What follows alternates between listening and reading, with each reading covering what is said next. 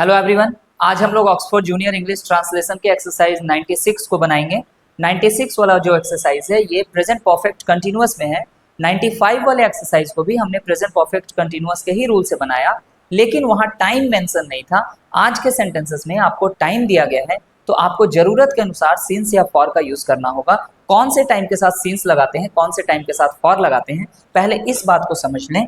ध्यान दीजिए, सीन्स का जब हम यूज करते हैं तो वहां पॉइंट ऑफ टाइम आता है। पॉइंट ऑफ टाइम क्या होता है? जैसे किसी भी डे का नाम, किसी भी मंथ का नाम, क्लॉक का कोई भी टाइमिंग जैसे 2 o'clock 3 o'clock, ठीक है। डे का कोई भी टाइमिंग जैसे मॉर्निंग, फिर चाइल्डहुड भी आ गया इसी।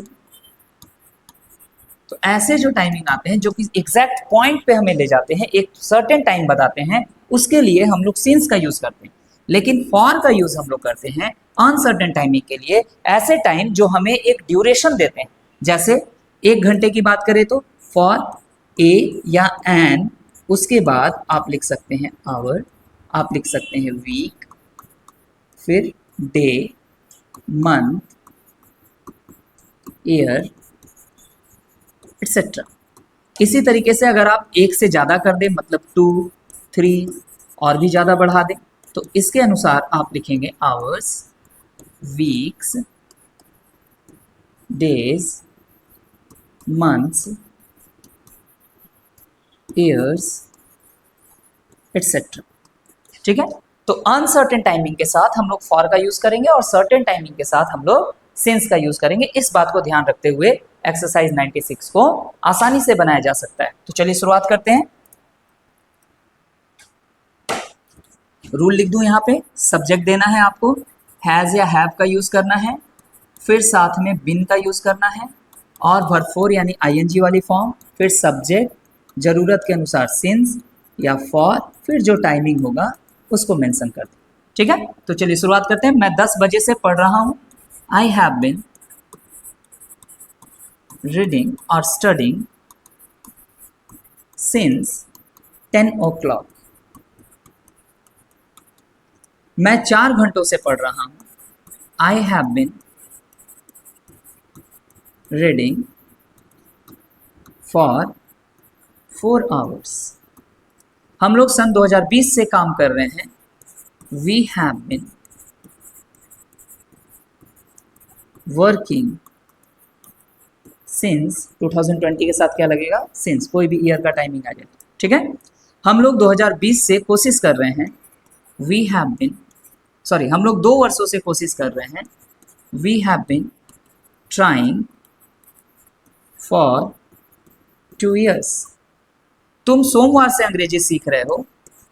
You have been learning English since Monday.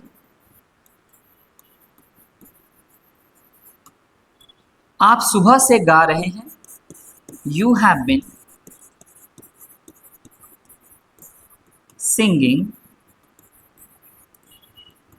Since morning. आप लोग 2 दिनों से काम कर रहे हैं। You have been working for 2 days। वह 9 बजे से सो रही है। She has bin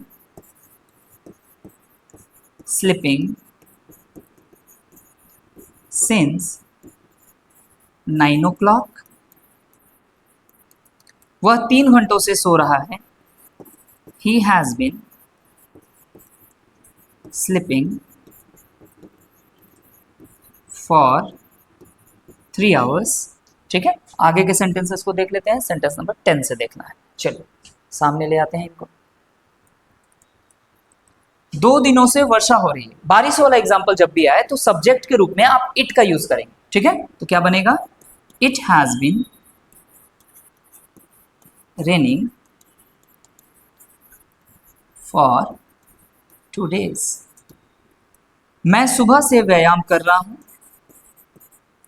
I have been taking exercise since morning. वे गत साल से यहां रह रहे हैं, they have been living here, गत साल यानी last year, since last year.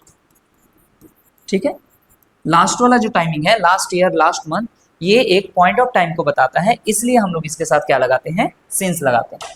मैं बचपन से यहां रह रहा हूं, I have been living here since childhood. तो ये तरीका हुआ प्रेजेंट परफेक्ट कंटिन्यूअस के सेंटेंसेस को बनाने का। ध्यान रखिएगा, प्रेजेंट कंटिन्यूअस और प्रेजेंट परफेक्ट कंटिन्यूअस में टाइमिंग वाला अंतर आता है। जैसे मैं पढ़ा रहा हूं, प्रेजेंट कंटिन्यूअस है, आई एम टीचिंग। लेकिन जब मैं बोलता हूं मैं सुबह से पढ़ा रहा हूं, तो ये प्रेजेंट परफेक्ट कंटिन्यूअस है, I have been teaching since morning. ठीक है, तो ध्यान रखिएगा। Thank you everyone.